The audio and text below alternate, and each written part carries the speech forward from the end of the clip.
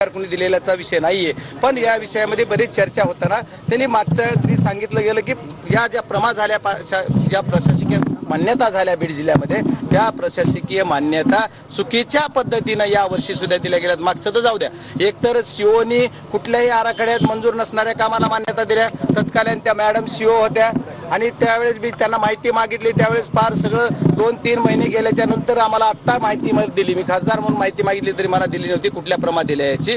आणि आता मीटिंगमध्ये असं ठरलं गेलं की या चुकीच्या पद्धतीच्या प्रमा दिल्या, जेवढा निधी 45% आला होता तेवढ्याच प्रमा दिल्या पाहिजे किंवा कंबावना त्याच्या 1.5 आणि ज्यावेळेस पूर्ण निधी येईल 55% आणखी निधी येणं बाकी। आता 55% निधी तर ती जिथे प्रमा दिल्या त्यालाच खर्च करावा लागेल अशी पद्धत आहे। तर या प्रोफेशन जिथं मॅन्डेटरी आहे, महिला बाल कल्याणला काय मॅन्डेटरी पैसा खर्चावा लागतो, समाज कल्याणला मॅन्डेटरी पैसा करतो, रोड सुरक्षा समिती किंवा रोड सुरक्षेचा जे अखत्यार देतो त्याला 3% मॅन्डेटरी पैसा आहे। हा पैसा खर्चणं मॅन्डेटरी आहे, तरी सुद्धा त्याचे नियम पडले गेले।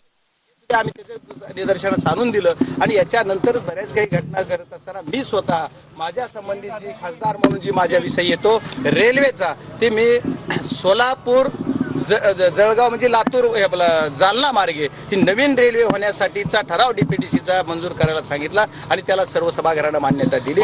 त्याच्यानंतरचा पुढचा विषय आणखी एक माझा होता एअरपोर्टचा। मी ज्यावेळेस एअरपोर्टची मागणी सभागृहात केली त्या दिवशी सगळे मला हसले, पण मी या 4 वर्षात बीडला एअरपोर्ट करणारच आणि आदरणीय अजितदादांनी सुद्धा सांगितलेलं की मी त्याला तुम्हाला पैसे देतो, तुम्ही इथून प्रस्ताव ती सगळं तयार करा। आणि मुरली अण्णा मोहोळे सुद्धा माझे मित्र आहेत, भाजप पक्ष वगैरे तो विषय नाही, एकदा पदावर बसला तर तो सर्व जनतेचा पदाधिकारी असतो। जो अधिकारी मी सुद्धा खासदार ते सर्व जनतेचा आहे, त्याच्यामुळे ते सुद्धा ते कामाला करतो म्हणून पॉझिटिव्हली सांगितलं। तेच अधिकारी बीड जिल्ह्यामध्ये येतात, हा विषय नाही, हा विषय सुद्धा मी मीटिंगला मांडलेला। आता प्रोसिडिंग लिहिणारा काय लिहितो माहित नाही, कारण प्रोसिडिंग लिहिणाऱ्याला मी सांगितलं की अशा अधिकाऱ्यांना चार्ज दिलेला आहे जे त्याच्यावर कॅपेबल नाहीत, जी अधिकारी बाजूला ठेवले आणि अधिकाऱ्याला चार्ज दिला ते लवकर बदला। शिवना सांगितलं, परत तेच अधिकारी पेट येतात। एखाद्या पोलीस स्टेशनला नाही म्हणलं, पोलीस स्टेशनला सुद्धा जिथं PI ची पोस्ट आहे तिथं PSI ला चार्ज आहे। अशा बऱ्याच गोष्टी सांगितल्या, त्याच्यानंतर ती बदलायला सांगितलेलं आहे। पालकमंत्र्यांनी दिलेल्या आदेशाच्या नंतर आता ते राज्याचे उपमुख्यमंत्री आहेत, मला वाटतं अधिकारी आहेत।